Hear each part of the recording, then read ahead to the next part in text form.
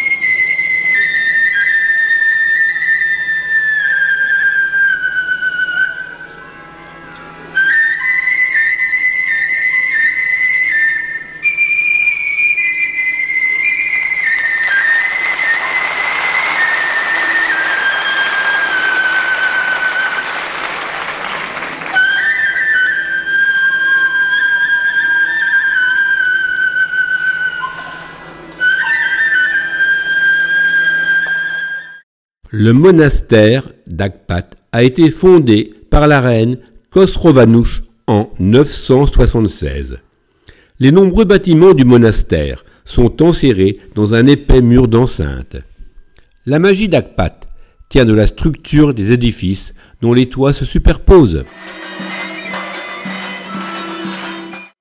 Le monastère d'Akpat s'organise autour de l'église Saint-Signe, la plus grande, achevée en 991. Les murs intérieurs de l'église étaient entièrement recouverts de fresques dont il ne reste presque rien.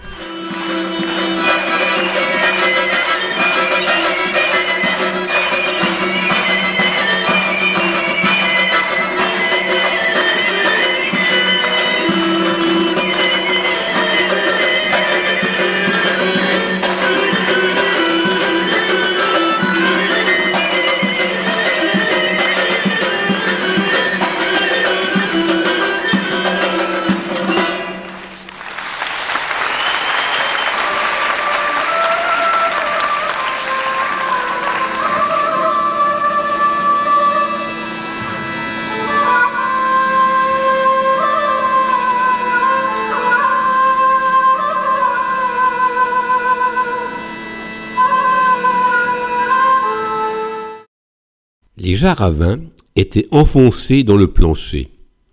L'atmosphère humide de la salle était favorable à la conservation des nourritures et du vin.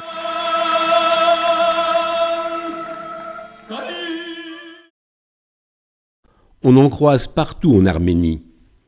Les Kachkars ou pierres à croix, et non pierres de croix, ont une stèle sculptée d'une ou de plusieurs croix, accompagnée souvent d'un décor ornemental. Ils sont souvent faits de pierre rouge, plus haut qu'un homme, avec une croix sans représentation humaine du Christ, mais soutenue par 2 rameaux représentant l'arbre de vie. On estime à 40 000 le nombre de Kachkars sur toute l'Arménie. Le clocher, construit en 1245, est une tour polygonale à 2 étages, aux angles brisés par des stalactites ou comblée par des trompes et surmontée d'une rotonde dont la colonnade est coiffée d'un toit pyramidal. Des hautes croix sont sculptées sur les murs percés des fenêtres en ogive et des baies géminées.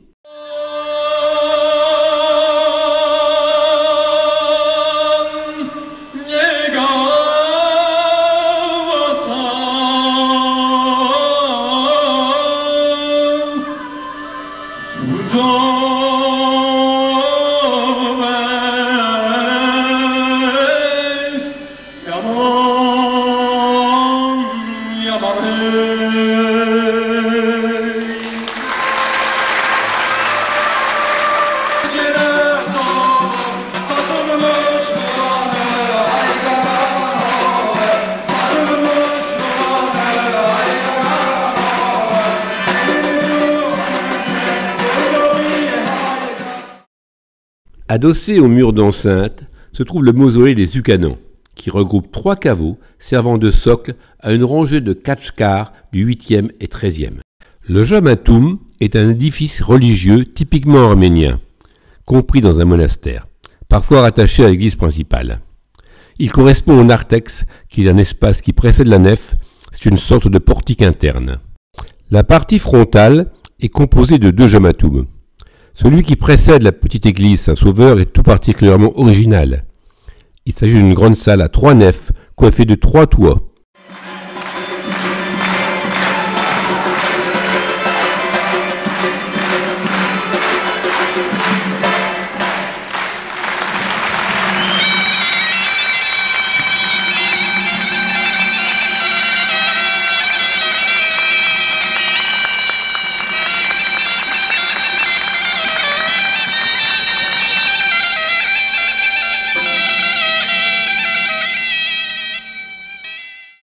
Le monastère de Sanaïn. À l'origine, il était occupé par des moines chassés des territoires byzantins. Ils avaient bâti la première église. La reine Khosravouch y fonda le monastère en 966. À l'église principale de Saint-Sauveur viendront s'ajouter du Xe au XIIIe siècle plusieurs édifices